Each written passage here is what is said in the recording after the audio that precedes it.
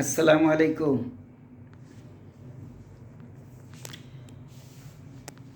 Homeopathy থেকে পেয়েছি, তাই হোমিওপ্যাথির গুণ গাই।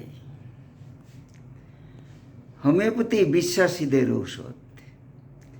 যেখানে বিশ্বাস নেই সেখানে যেমনি কোনো প্রাপ্তি নেই। একইভাবে হোমিওপ্যাথিতে যদি কোনো বিশ্বাস কারো না থাকে, তারও কোনো প্রাপ্তি নেই। হোমিওপ্যাথির সাথে বিশ্বাসের একটা সম্পর্ক রয়েছে। বিশ্বাস করে যিনি হোমিওপ্যাথিক ওষুধ খাবেন তিনি পাবেনই।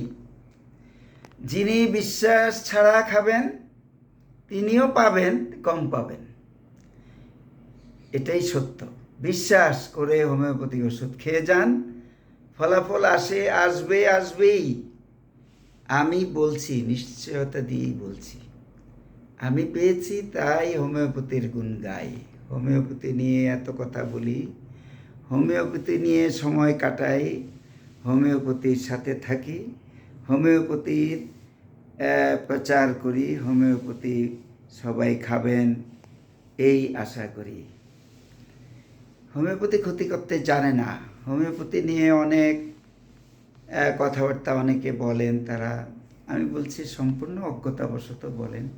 সবাই সব কিছু জানবেন এরকমটি নয়।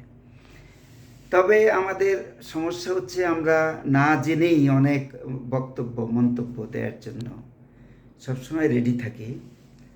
অন্যের দোষ, অন্যের গীবত, অন্যের খারাপটা বলার জন্য আমরা রেডি থাকি।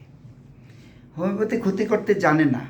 যদি হোমিওপ্যাথি ক্ষতি করত, 250 বছর হোমিওপ্যাথি টিকে থাকতো না।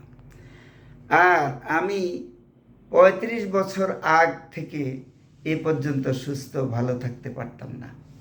100% সুস্থ কোনো মানুষ নেই, কিন্তু ভালো থাকা যায়।